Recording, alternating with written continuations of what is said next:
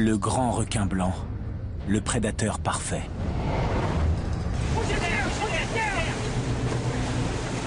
L'un des animaux le plus incompris de l'océan.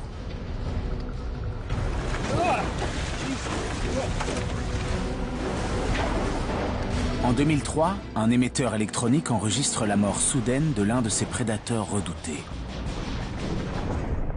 Ce spécimen de 3 mètres a été pris en chasse et dévoré par un mystérieux monstre marin. Découvrir ce qui a tué notre requin est devenu pour moi une mission. C'est presque une drogue. L'obsession d'un homme pour retrouver ce tueur de requins. C'est bon, on a quelque chose! Va le mettre sur la piste de l'ultime prédateur des abysses.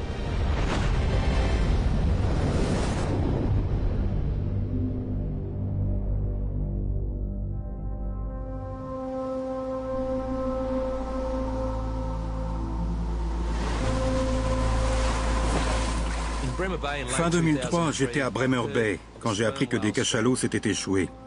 Je n'avais jamais vu un spectacle sauvage aussi impressionnant. Quand on est arrivé sur les lieux, il n'y avait que 6 mètres de fond à l'avant du bateau, mais 13 grands requins blancs nous encerclaient. C'était grandiose. L'atmosphère était vraiment magique.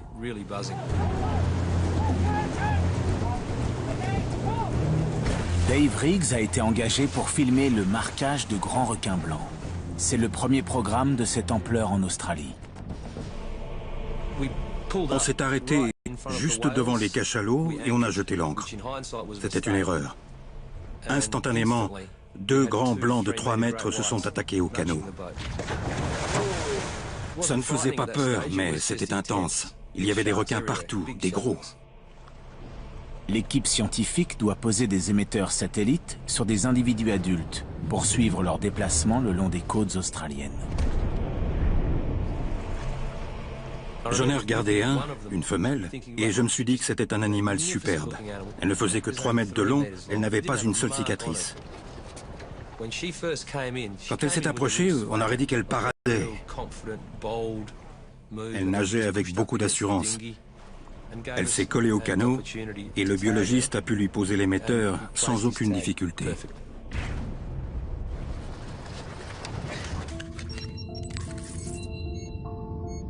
Conçue pour rester fixée au dos du requin pendant 12 mois, cette balise GPS est équipée de capteurs multiples qui enregistrent et stockent des informations en permanence.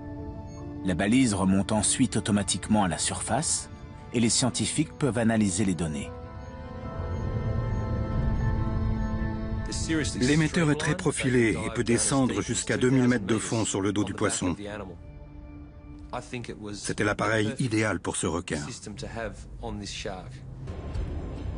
3 ou 4 minutes plus tard, un gros mâle est arrivé, très énervé. Il nageait autour du bateau, la tête hors de l'eau et nous regardait. C'était très inquiétant, mais la première chose qui m'est venue à l'esprit, c'est de filmer.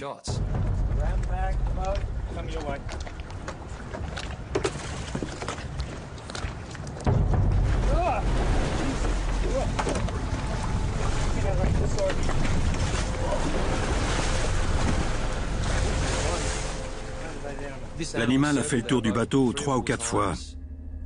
Il a plongé vers le fond, qui n'était qu'à 6 mètres. Il a pris de l'élan pour ensuite foncer droit sur nous.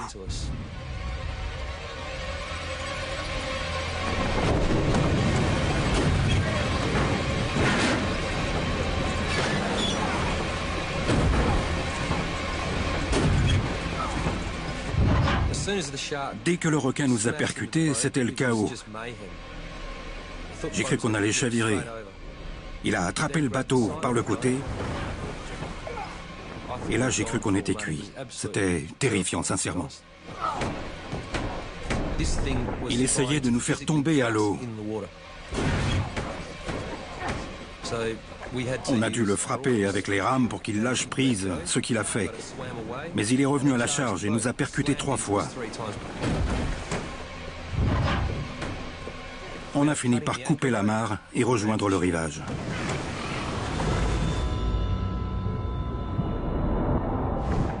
J'avais toujours eu beaucoup de respect pour les grands blancs, Mais voir cet animal si enragé m'a sidéré. Je n'aurais jamais cru ça possible.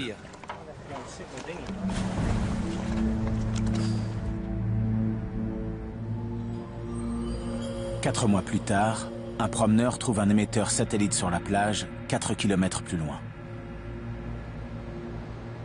C'est celui que les scientifiques ont posé sur la femelle baptisée requin alpha.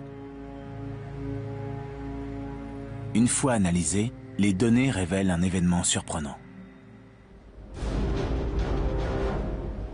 Pendant ces 4 mois, le requin alpha a longé les côtes de l'Australie occidentale et parcouru plus de 4000 km.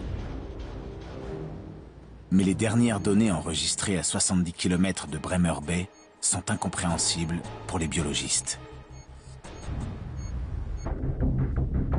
Le 24 décembre, à 4 heures du matin, la femelle a brutalement plongé à pleine vitesse jusqu'au plateau continental. On voyait une descente vers le plateau à 580 mètres, puis un brusque changement de température. En quelques secondes, les capteurs thermiques de la balise passent de 8,8 degrés, la température de l'eau, à 26 degrés. Une seule explication possible. Le requin s'est retrouvé dans le ventre d'un autre animal. La première question qu'on s'est tous posée, c'est « Qu'est-ce qui a pu faire ça ?» Le requin a été dévoré. Quel animal peut manger un requin si gros et tuer un grand blanc de 3 mètres?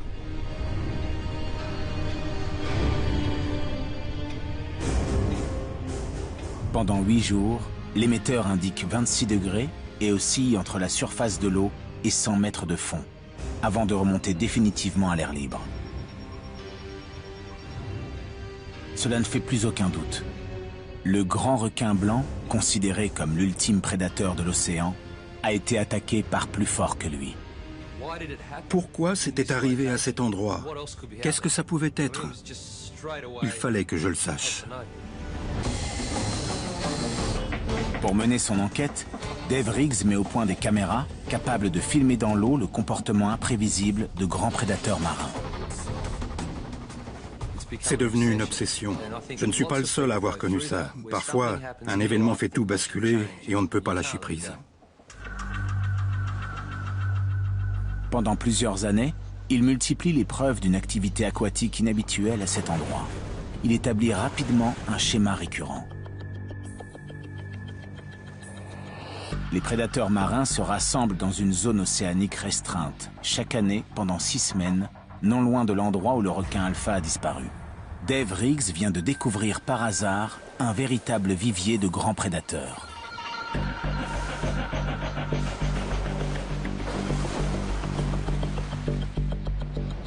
Des cartes de pétrole et de gaz du fond océanique révèlent un extraordinaire monde sous-marin.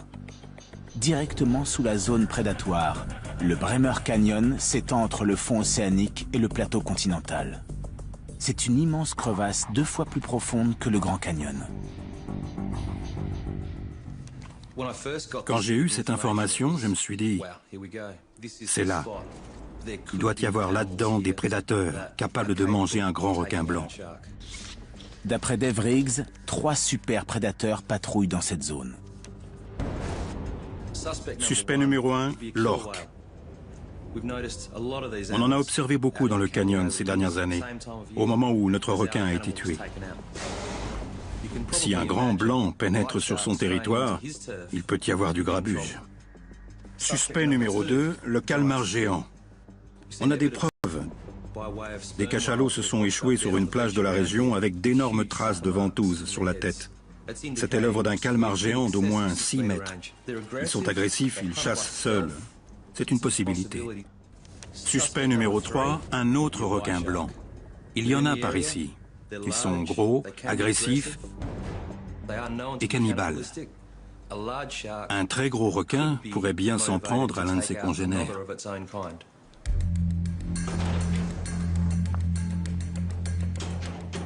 Après avoir passé 10 ans à travailler seul, Dave Riggs se met aujourd'hui en quête d'un partenaire pour l'épauler et financer une expédition. Peter Hodgson organise des sorties en mer à Bremer Bay. Il est le premier à accepter. Je suis intrigué de voir ce qu'on va trouver. C'est tout l'intérêt de participer à l'expédition. C'est pour ça que je suis prêt à apporter toutes ces modifications à mon bateau. Parce qu'on n'a pas beaucoup d'opportunités comme celle-là dans une vie. Prends-le par le côté.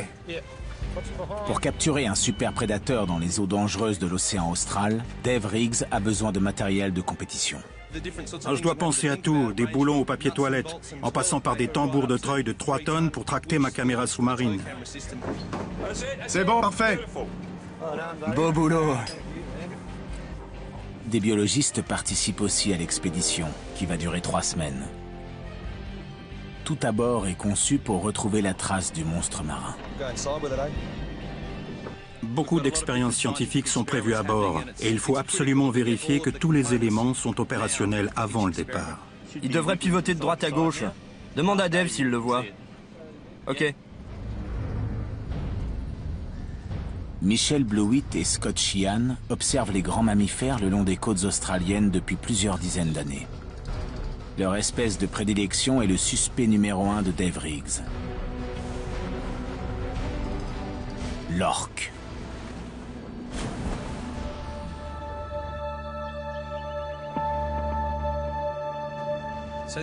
Je vais te montrer notre document clé. C'est le relevé de l'émetteur quand il était sur le requin et quand le requin était dans le ventre de l'animal. Qu'est-ce que tu en dis? La profondeur à laquelle l'émetteur évolue une fois avalé correspond à celle à laquelle les orques descendent. Contrairement à la profondeur indiquée ici, quand l'émetteur était encore sur le requin vivant. En revanche, la température ne correspond pas tout à fait car elle reste dans les 25 degrés. Dans le ventre d'un mammifère marin à sang chaud, elle devrait être similaire à la nôtre. Mais on sait aussi que la température du corps peut fluctuer en fonction de sa position géographique. Et en plus, nous avons déjà la preuve, dans d'autres régions du monde, que les orques chassent le requin.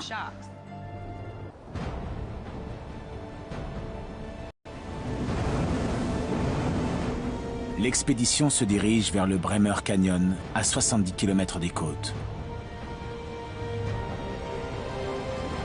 Là où se concentre l'activité des grands prédateurs et où le requin alpha a disparu.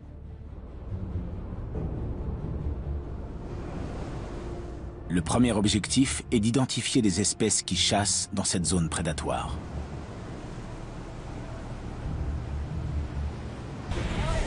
Je vois 2 groupes. En quelques minutes, le bateau est cerné par les mammifères marins. Droit devant! À 100 mètres! Elles repartent à bâbord. Des orques sont là. Elles sont venues en repérage. Le groupe principal est derrière nous. On va essayer d'en filmer quelques-unes pour les identifier. C'est génial. Dave Riggs prépare l'une de ses inventions.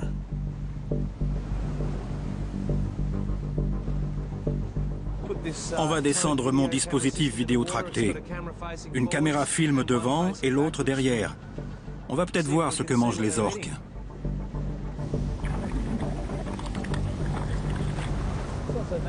Mais descendre le dispositif dans l'eau est plus simple à faire quand le bateau est à l'arrêt. Il est à l'envers, ça ne va pas. Pourquoi il se retourne?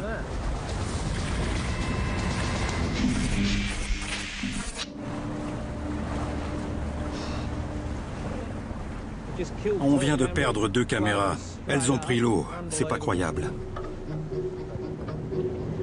Peu d'orques ont été observés dans les eaux australiennes. Une fois les caméras remplacées, Dave Riggs espère filmer des images inédites de leur mystérieuse vie sous-marine. Un grand nombre d'individus parcourent en famille des milliers de kilomètres dans l'océan austral. Mais personne n'a jamais réussi à les filmer le long de la côte de Bremer Bay. Ah, c'est hyper stressant. Attention, les voilà!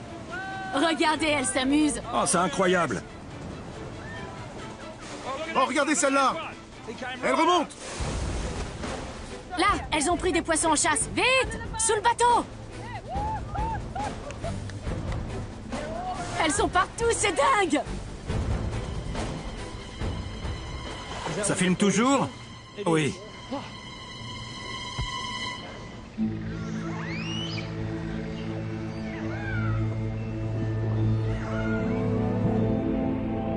La caméra sous-marine de Dave Riggs livre des images féeriques d'un autre monde.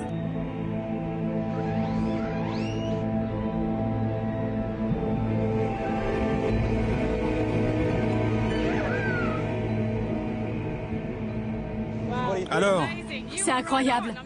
T'avais raison, elles sont là. On a vu au moins une femelle, avec un petit très jeune. Une orque plus grosse qui pourrait être un mâle adulte. Il y a aussi 2 petits groupes ici. Et tu dis qu'il y en a d'autres là-bas? L'un de ces mammifères gracieux serait-il le tueur du requin alpha? Les orques seraient-elles les super prédateurs des mers?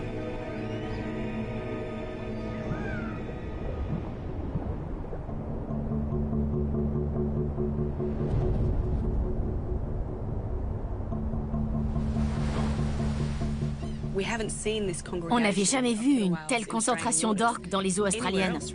C'est incroyable. Elles étaient là où tu l'avais prédit, dans la région du canyon. Elles ne font pas que passer par là. On les a vues se nourrir, pour chasser quelque chose dans l'eau. Quoi? On ne sait pas encore. On a vu un petit. Peut-être qu'elles viennent se reproduire et élever leurs petits. En tout cas, c'est une zone très importante. Sur cette photo, les 2 petits jouent ensemble et nagent sur le dos. Les orques peuvent se montrer très agressives quand il s'agit de protéger leurs petits.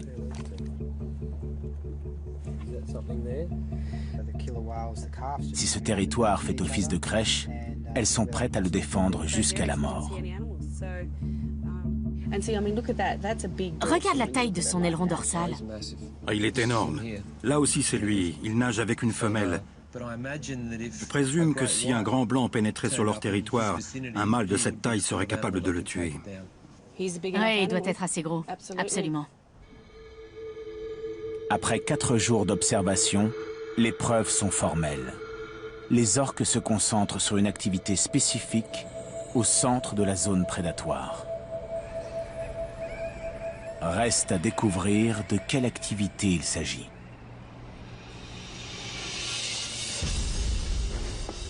Dave Riggs profite d'une mer calme pour lancer son petit sous-marin télécommandé. Appuie sur le bouton au bout et la tige va sortir.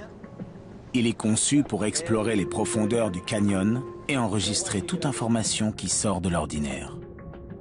On le met à l'eau face au vent ou on le fait pivoter? Face au vent pour qu'il ne percute pas le bateau. Ah, bien sûr, j'aurais appris ça à mes dépens. On y va?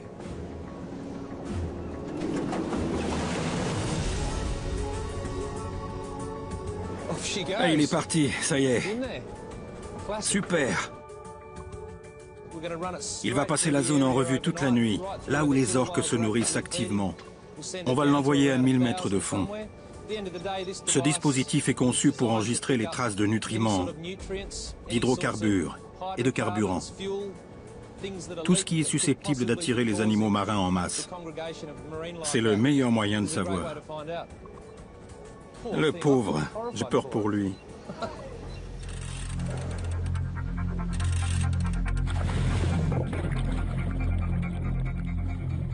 Les orques approchent. L'équipage coupe les moteurs et Michel déploie un micro sous-marin. Tu les entends? Elles font clic.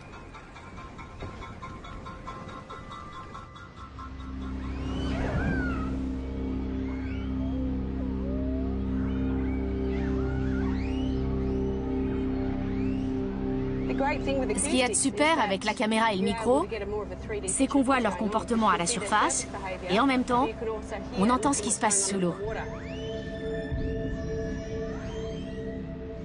À mesure qu'elles approchent du bateau, les orques sont nerveuses et communiquent par vocalisation. C'est de la communication passive. Elles écoutent plutôt que d'être actives. À moins qu'elles aient besoin de se regrouper.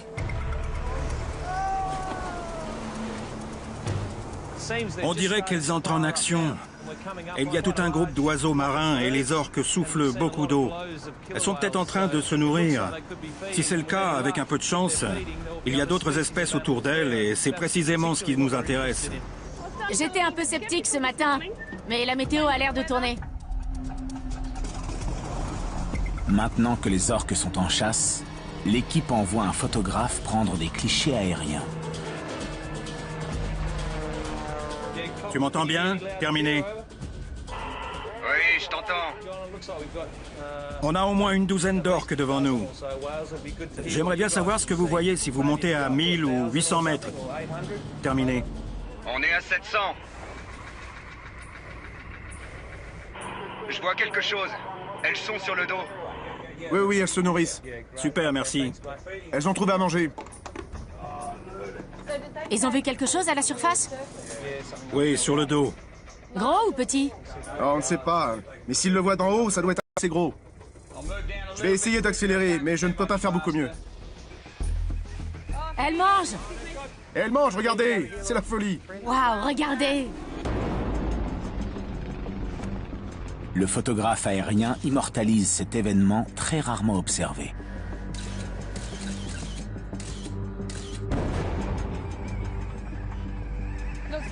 Je me demande ce qu'ont trouvé les oiseaux.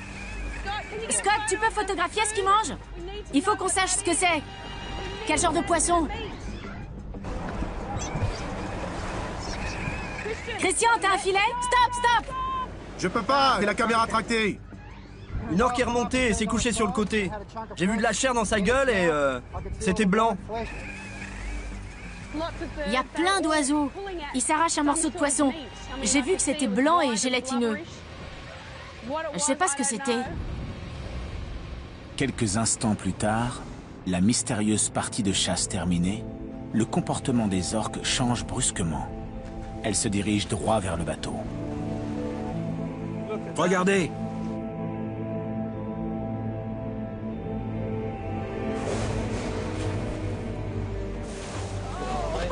C'est génial.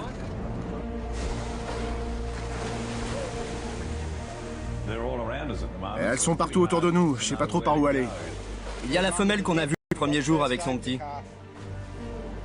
On est cerné par une vingtaine d'orques. Ce qui est intéressant, c'est qu'elles ont une coloration jaune, ce qui indique qu'elles viennent de remonter de l'Antarctique. Et pourquoi frappent-elles l'eau avec leur queue? C'est dirigé contre nous ou c'est entre elles? Elles le font avec la tête aussi. Et elles font ça à une certaine distance du bateau. Donc c'est pour communiquer entre elles. Et c'est peut-être une parade nuptiale. Les coups de queue sont sans doute un signe d'agression. Juste là, regardez!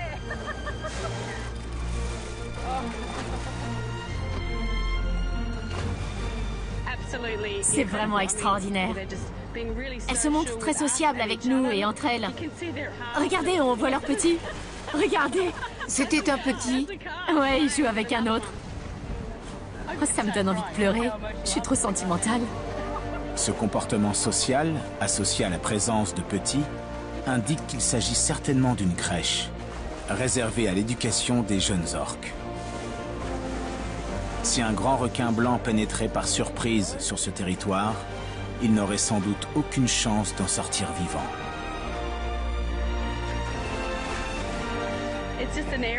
Il faut qu'on approfondisse nos recherches, car ce type de comportement n'a jamais été observé dans l'hémisphère sud. En tout cas, pas jusqu'à présent. C'est inédit. Personne n'a jamais filmé ça. C'est incroyable.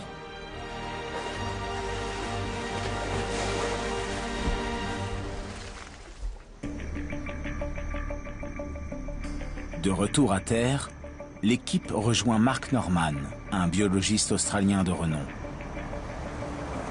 Sa première mission consiste à identifier le mystérieux morceau de poisson consommé par les orques quelques heures plus tôt. Voilà les images. Vous allez voir, c'est intéressant. N'oubliez pas qu'on est très haut. Peter nous a demandé de descendre, mais on ne voulait pas leur faire peur. Si on l'agrandit, on perd un peu en qualité, mais... Oui, il y a un calmar. On le voit à la couleur de la peau. C'est quoi l'échelle? On peut avoir une idée de la taille? L'orque en noir fait environ 4 mètres. Et ce qu'on aperçoit en blanc fait environ la même taille. Pour moi, c'est le manteau d'un calmar. Le manteau, c'est le tube qu'on découpe pour faire des beignets. Ça, c'est l'orifice où la tête est rattachée au corps. La couleur correspond à une espèce de gros calmar à la peau rouge. Ça y ressemble vraiment. Et c'est très probable dans cette zone. On n'a jamais pu observer en Australie un lien entre des orques en train de se nourrir et de gros calmars remontés à la surface. C'est la seule photo que vous avez? Non. On en a d'autres. On en a d'autres. Ce qui est étonnant, c'est que la tête et les tentacules ont déjà disparu. Ça veut dire qu'elles ont commencé à le manger avant. J'aperçois du blanc en dessous. On dirait une nageoire arrachée sur le flanc. Si cet orque mesure 4 mètres, c'est un énorme calmar. Continuez, je veux en voir plus. La dernière photo, c'est celle-ci. On ne voit pas grand-chose. Il est gros, particulièrement gros. Je ne sais pas ce que c'était, mais les orques ont mangé ça comme de la barbe à papa. C'était super... Rapide. rapide. Si c'est le cas, ça confirme ce que je disais. C'est dur d'avaler un requin rapidement. Non, ça a l'air beaucoup plus gros. Si ce n'est pas le plus gros des calmars géants, je ne sais pas ce que c'est. Ce qui laisse plein d'autres possibilités. C'est très intéressant. On avait fait le plus facile. Maintenant, il fallait descendre. Pour filmer le fond océanique, l'équipe assemble un dispositif télécommandé adapté au grand fond. Les 4 caméras sont protégées par des coques capables de supporter une pression phénoménale. L'objectif est de traquer le suspect numéro 2, le calmar géant. Mais avant, Mark Norman veut faire une petite démonstration à Dave Riggs. Je vais vous prouver que ce n'est pas un calmar géant qui a mangé votre requin. Même s'il est absolument énorme, un calmar a une bouche très étrange. Voici la réplique exacte de la bouche d'un calmar de 15 mètres de long. Elle a un bec en 2 parties, et en dessous, une langue couverte de dents pointues. Ça lui permet de mâcher la chair le plus possible pour la transformer en liquide. Si tous les calmars, les pieuvres et les seiches ont un cerveau circulaire avec un trou au milieu, c'est parce qu'il s'est développé autour du tube digestif et de l'ésophage. La chair doit être liquéfiée pour passer par le cerveau. Ce qui veut dire qu'il n'a pas pu absorber un émetteur dans son estomac. C'est impossible physiquement. Il y a de quoi vous arracher un bras, hein? Tout à fait. Le céphalopode ne possède peut-être pas les armes nécessaires, mais d'autres prédateurs marins ne feraient qu'une bouchée d'un grand requin blanc. Si Dave Riggs parvient à prouver que le canyon est peuplé de calmars géants, cela expliquerait déjà pourquoi les orques se réunissent ici en masse.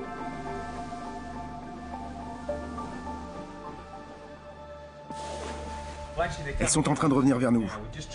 On essaie de les rejoindre pour les regarder chasser.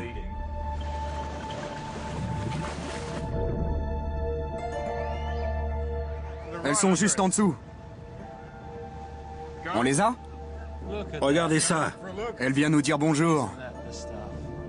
C'est incroyable, regardez. Regardez entre les coques. Incroyable. On doit avoir un bateau qui plaît aux orques. Quelques instants plus tard, l'océan leur envoie un signal. Un événement se prépare dans les profondeurs. Vous sentez? Qu'est-ce que c'est? Encore un mystère, je sais pas. Qu'est-ce qui peut perdre autant de pétrole? Ce n'est pas une petite fuite, c'est une énorme quantité. Il y a peut-être un formidable festin là-dessous, d'où les bulles à la surface. L'odeur du liquide qui se mêle à la colonne d'eau attire peut-être les animaux. On peut pas savoir. On remonte vers la nappe de pétrole face au vent. À une extrémité de la flaque, il y a les orques. Les oiseaux se rassemblent autour d'elles, comme toujours.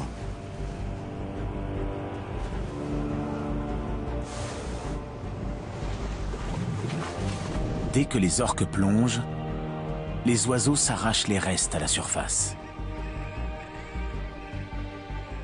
C'est un tentacule de calmar. Un tentacule de calmar, vous pouvez le prendre en photo? Je pense. Je vais essayer de m'approcher. Attrape-le. Ah, elle l'a perdu. Mark a fait des photos en gros plan de là-haut. C'était un tentacule de cette taille. Malheureusement, il a coulé. On n'a pas pu prélever d'échantillons. Ce qui est bon signe, c'est qu'un calmar a été tué par ici. On ne sait pas quelle taille il faisait. C'était peut-être le bout d'un tentacule ou un tentacule entier, ce qui veut dire qu'il serait petit. Mais si on l'associe à l'activité relevée par les capteurs, ça devient très intéressant. Il se passe quelque chose, ça commence vraiment à bouger. Plus vite on mettra les caméras à l'eau, plus vite on saura ce qui se passe à 200 mètres de fond. L'équipe envoie son sous-marin espion pour analyser la colonne d'eau. L'objectif est de savoir où les prédateurs de grand fond sont les plus nombreux. Le sous-marin a identifié 2 cibles à explorer. La première est à 70 mètres, une zone encore éclairée par le soleil. La seconde est à 700 mètres de fond, où règne un froid glacial et l'obscurité la plus totale. C'est dans l'un de ces 2 univers que l'équipe espère apercevoir un prédateur capable de tuer un grand requin blanc. Dès qu'il sera à l'eau, on remettra les sangles. Tu t'attaches, s'il te plaît. On va vérifier que ça marche. Attendez, stop! C'est bon, on le descend. Déroulez le câble! Le dispositif de grand fond est équipé d'un sonar, capable de détecter le moindre mouvement dans un rayon de 500 mètres. Reliés au bateau par un kilomètre de câble en acier, les caméras transmettent leurs images en direct. Regardez! Regardez, une méduse! Ah, il y a du monde. C'est animé. Oh, je vais m'asseoir. La télé-réalité de Bremer Canyon. On va essayer à plusieurs profondeurs et voir ce qui se passe. À 70 mètres, c'est là qu'il y a le plus d'activité végétale. Tout le phytoplancton. C'est dense, car il se passe plein de choses. C'est encourageant. Il doit y avoir de gros animaux, surtout la nuit. Ils doivent venir manger ici. Après, tout est une question de chance. Il faut réussir à les filmer avec nos caméras. J'espère qu'on va croiser un très gros poisson. Mais ce sera peut-être plus au fond. Mark a proposé de rester éveillé 48 heures d'affilée. À la vitesse de 3 mètres par minute, le dispositif vidéo descend vers le fond océanique.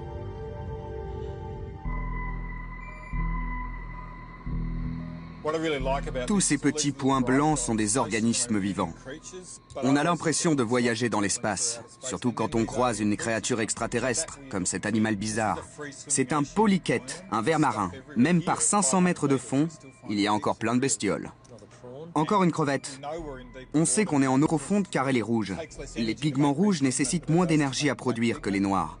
Alors beaucoup de crustacés de grand fond sont rouges vifs. Ce qu'on voit aussi beaucoup en eau profonde, ce sont les méduses. De temps en temps, on croise un poisson. Toute la chaîne alimentaire est représentée. Des minuscules organismes aux gros prédateurs, comme les requins et les orques.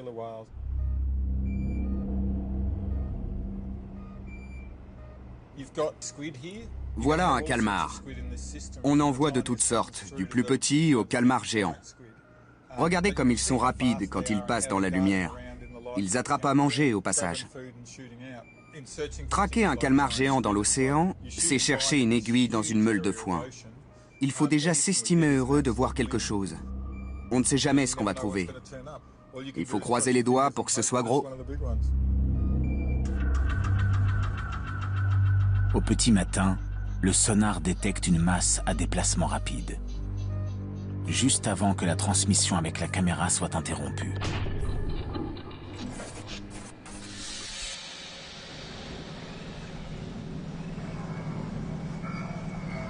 Après 3 heures de remontée, l'équipe découvre que le dispositif est gravement endommagé. C'est pas bon. Il s'est entièrement retourné et le câble en fibre optique a été sectionné. Donc on ne peut plus utiliser ces caméras. C'est la fin de l'aventure pour ces caméras sous-marines. mais leur voyage dans les grands fonds a laissé des traces. C'est quoi? Je sais pas. C'est visqueux? C'est pas du sable. C'est pas granuleux. Tout autour du bateau et sur plusieurs kilomètres, un dépôt mystérieux apparaît à la surface.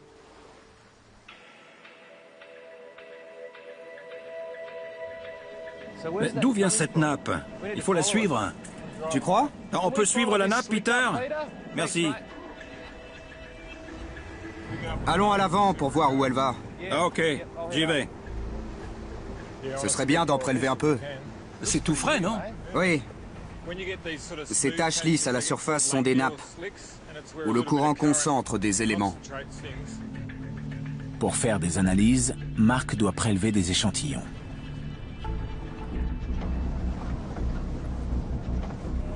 Là, un peu plus à droite, sous l'oiseau. Ah, il y a à boire et à manger là-dedans. On va enlever ce qu'on peut. Dave Riggs pense que cette nappe marque la fin de la saison d'abondance dans la zone prédatoire. Les premières analyses révèlent une bactérie toxique qui s'épanouit quand les nutriments viennent à manquer. Les orques ont disparu de la circulation et la colonne d'eau est en effet devenue déserte. On va devoir passer à l'étape suivante. Les origines de l'abondance de nourriture dans cette zone se cachent à 1000 mètres au fond du canyon. Des fuites d'hydrocarbures ont été découvertes par des chercheurs de pétrole et de gaz. Elles pourraient être source de vie.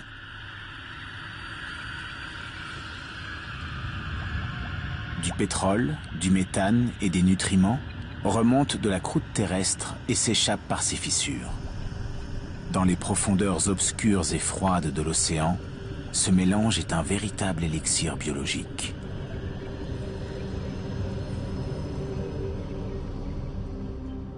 Autour de ces fuites, la faune aquatique est d'une étonnante richesse.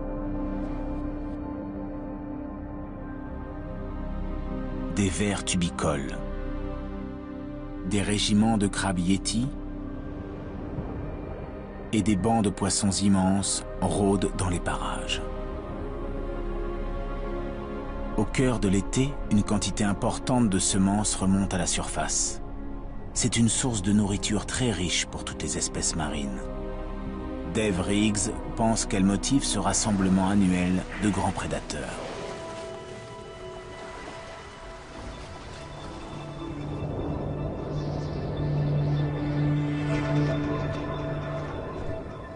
Martin Hovland est géologue marin. Il est spécialisé dans l'étude des fonds océaniques. Et il a sa petite idée sur la zone prédatoire. Bonjour. Ça va? Super. Ravi de vous rencontrer. Moi aussi, enfin. D'après Martin Hovland, les hydrocarbures fuitent dans le fond océanique par un gigantesque tunnel de sel. Un phénomène géologique qui agit comme un engrais surpuissant. Voilà l'endroit où nous sommes en ce moment, Bremer. Et ça, c'est la zone que nous avons explorée. Vous voyez ces canyons? Vous êtes entre deux canyons. Ouais. Pour moi, c'est le signe qu'il y a un point faible à cet emplacement. Toute rivière qui se trouve dans l'alignement va présenter le même point faible dans la croûte, mais à terre.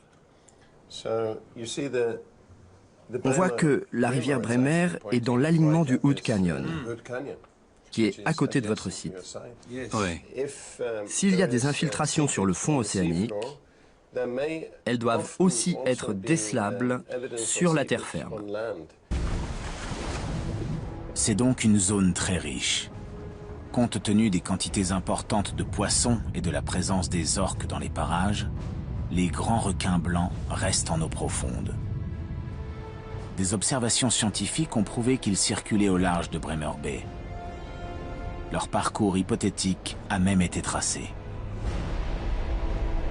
Dave Riggs pense qu'il pourrait faire des allées et venues avec un vivier de requins tristement connu, situé plus à l'est, dans les îles Neptune.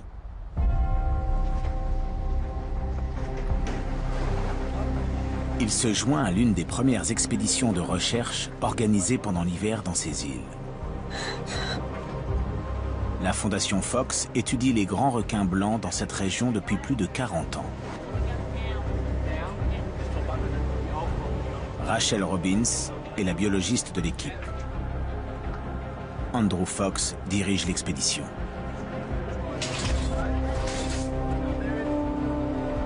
Leur première mission consiste à remonter un récepteur acoustique resté au fond de l'eau depuis 18 mois. Ils vont ouvrir la grille, l'un d'eux va sortir de la cage, se précipiter au fond et récupérer le récepteur. C'est potentiellement dangereux. Ils ont déjà vu des requins d'au moins 5 mètres ici. Un gros requin pourrait approcher pendant que le plongeur est à l'extérieur de la cage. Aucun squale n'a été vu dans cette zone durant ces 2 derniers jours. Mais ce n'est pas pour autant un gage de sécurité. Une fois l'appareil localisé, un plongeur descend seul au fond de l'eau.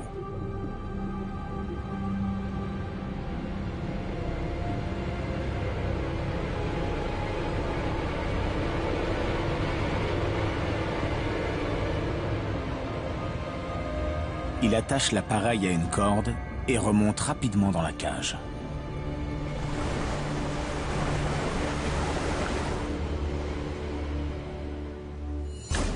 On a réussi à récupérer le récepteur. On va pouvoir le décrocher et télécharger ses données. J'ai hâte, il est au fond de l'eau depuis presque 18 mois. Les données pourraient confirmer que de très gros requins blancs circulent entre ces îles et Bremer Bay. On sait que nos requins des îles Neptune voyagent souvent vers l'ouest. Certains de nos requins marqués ont été détectés par des récepteurs en Australie occidentale. Donc c'est tout à fait possible que vos requins marqués soient détectés par des récepteurs ici. En associant ces données à celles recueillies pendant 10 ans, les chercheurs découvrent qu'un mâle de plus de 5 mètres a fait la navette entre les îles Neptune et Bremer Bay. C'est la preuve que de très gros requins blancs fréquentent la même zone que les orques et les calmars géants.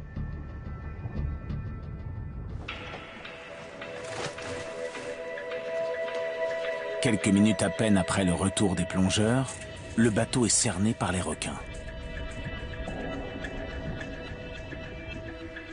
Dave Riggs veut mesurer la température de leur corps et voir si elle correspond à celle du tueur du requin alpha.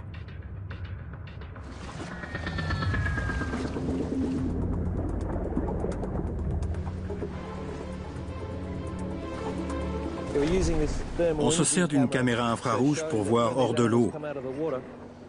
Ces animaux ont une température du corps élevée. On va le savoir tout de suite. Le squale doit remonter à la surface pour que la caméra capte un signal de chaleur. Te voilà.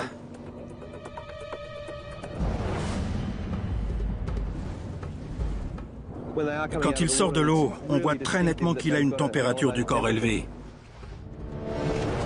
Elle est d'environ 26 ou 27 degrés, la même température indiquée par notre émetteur dans le ventre de l'animal. Le tueur du requin alpha a plongé à 580 mètres, une profondeur à laquelle nagent les grands requins blancs. L'émetteur est resté à une température stable de 26 degrés, malgré les 8 degrés ambiants, qui correspond à la température de leur corps. Tout concorde. La question suivante est de savoir ce qui a pu motiver un grand requin blanc à manger notre femelle subadulte. Tout un ensemble de raisons peuvent expliquer cette attaque. C'était peut-être une simple querelle de territoire, ou peut-être qu'il avait faim. Les grands requins mangent les petits. Les preuves sont formelles. Le coupable serait un autre grand requin blanc, un cannibale. Mais la vitesse de l'attaque reste suspecte. Pour tuer une femelle de 3 mètres, le tueur devait être rapide comme l'éclair et de taille colossale. Dès les premières lueurs de l'aube, Dave Riggs est sur le pont, dans l'espoir d'apercevoir un tel monstre des mers.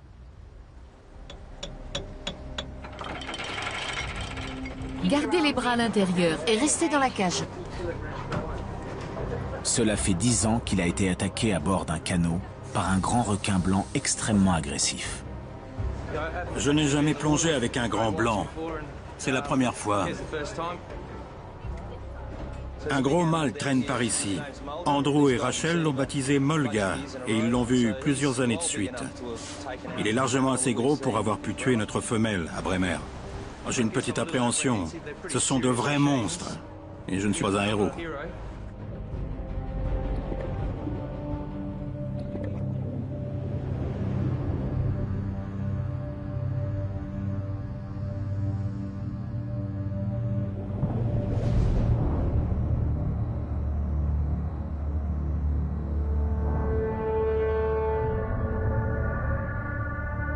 Immédiatement, 6 requins blancs cernent la cage.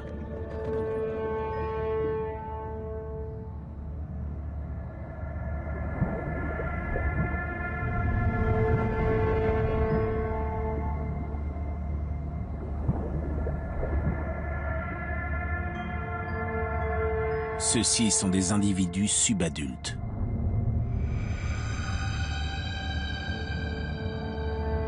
Ils ont atteint un âge crucial. Ils commencent à se nourrir de mammifères.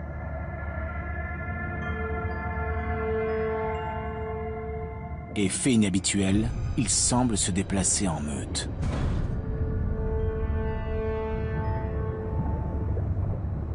Mais quelque chose les fait fuir.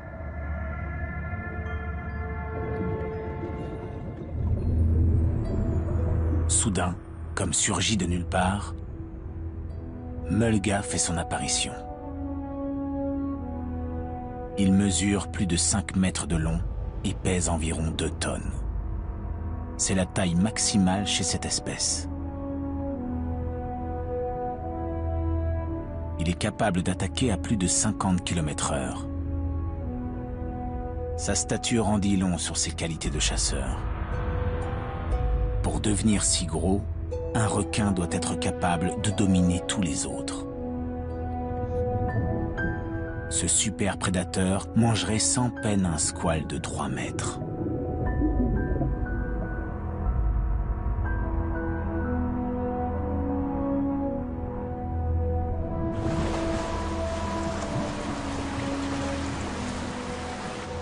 On a vu quelques requins de 4,5 mètres ou 5 mètres. J'étais nerveux, mais maintenant que je suis allé dans l'eau avec eux, je comprends mieux comment ils interagissent. Molga est particulièrement énorme. Ah ouais, magnifique. Il a une sacrée présence. Depuis des générations, ces requins des îles Neptune partent sans doute chasser dans la zone prédatoire de Bremer Bay, appâtés à la belle saison par l'abondance exceptionnelle de proies. C'est là, dans ces eaux alimentées par les hydrocarbures, que se cache peut-être le plus gros des calmars géants. Des eaux tellement riches qu'elles attirent la plus importante population d'orques d'Australie. Mais dans l'affaire du requin alpha, l'épreuve accuse un unique coupable. Je pense qu'on peut conclure que le tueur le plus probable est un grand blanc. Ça ne fait aucun doute. Ils en sont parfaitement capables. Ils interagissent parfois et peuvent être agressifs. Une question reste sans réponse.